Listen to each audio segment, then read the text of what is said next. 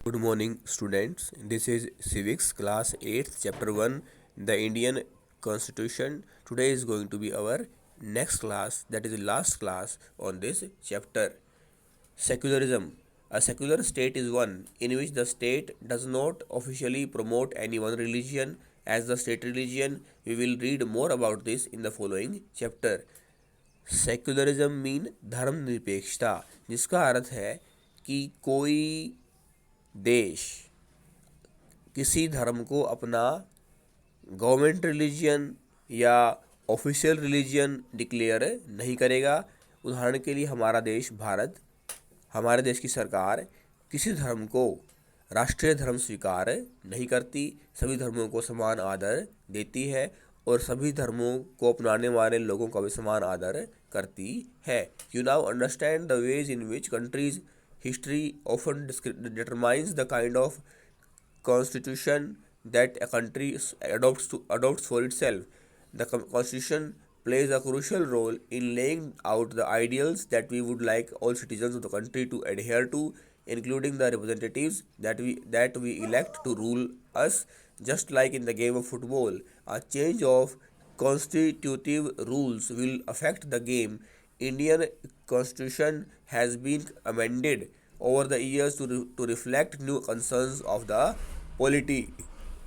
जो देश का संविधान है वो किसी भी देश का संविधान है, वो जैसा होगा उसी के अनुसार ही वहाँ के लोगों का जो प्रशासन है, शासन है, चलाया जाएगा। उदाहरण के लिए हमारा देश धर्मनिरपेक्ष है, जहाँ किसी धर्म को राजकीय धर्म या राष्ट्रीय धर्म का दर्जा नहीं दिया गया है। और जिस तरह से नेपाल के संदर्भ में हमने पढ़ा कि नेपाल में जब डेमोक्रेसी आई, नेपाल के लोगों ने अपना अलग संविधान बनाया। वो संविधान उस संविधान से अलग था जब नेपाल में मोनार्की थी, और तब संविधान था। ये इसलिए ज़रूरी हो जाता है क्योंकि बदलाव संविधान में करना आवश्यक हो जाता है, क्योंकि जब शासन व्यवस्था में बदलाव हो गया, अब मोनार्की से डेमोक्रेसी बन जाती है नेपाल में, तो संविधान में बदलाव करना भी आवश्यक है। हमारे देश में अंग्रेज़ों ने लंबे समय तक शासन किया, और जब भारत आज़ाद हुआ और 26 जनवरी 1950 को जब भारत का संविधान लागू हुआ, तो संविधान समानता के आधार पर था, सभी धर्मों के लोगों को समान महत्व दिया गया। The different features of Indian constitution outlined above involve complicated ideas that we often not easy to grasp.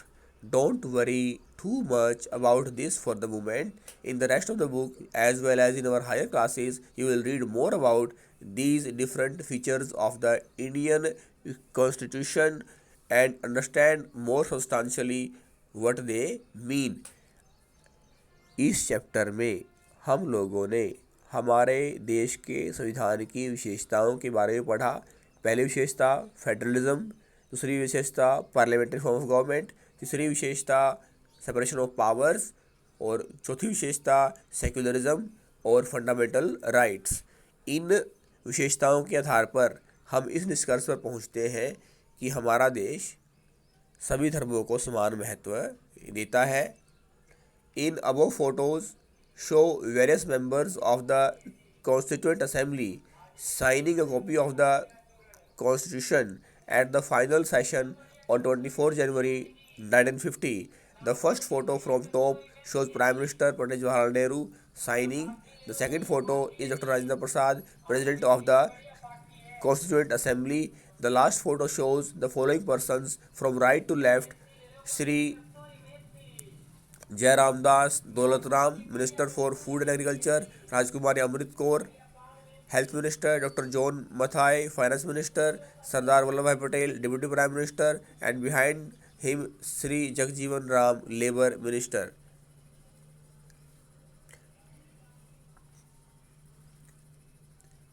The Constitution also mentions fundamental duties. Find out with the help of your teacher what these include and why is it important for citizens in a democracy for to observe these.